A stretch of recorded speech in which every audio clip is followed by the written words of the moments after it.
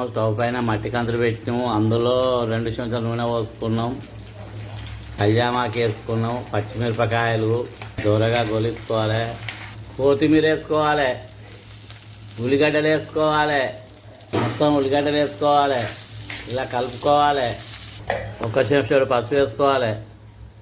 1/2 చెంచాడు ఇంగు, 1 చెంచాడు అల్లం వెల్లిపాయ, చెంచాడు కారపొడి, తగినంత ఉప్పు, మొత్తం ఇలా కలుపుకోవాలి.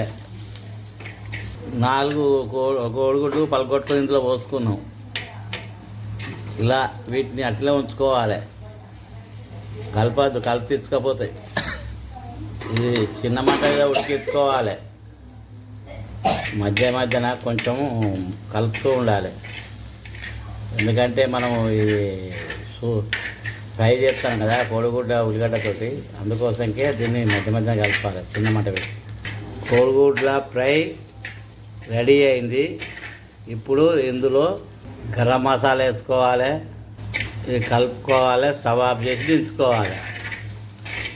కోడిగుడ్ల ఫ్రై రెడీ అయింది. గుమగుమలాడుతుంది. వేడివేడి అన్నంతో కానీ చపాతీతో కానీ తింటే చాలా రుచిగా ఉంటుంది. అబ్బా మళ్ళీ కావాలనిపిస్తుంది.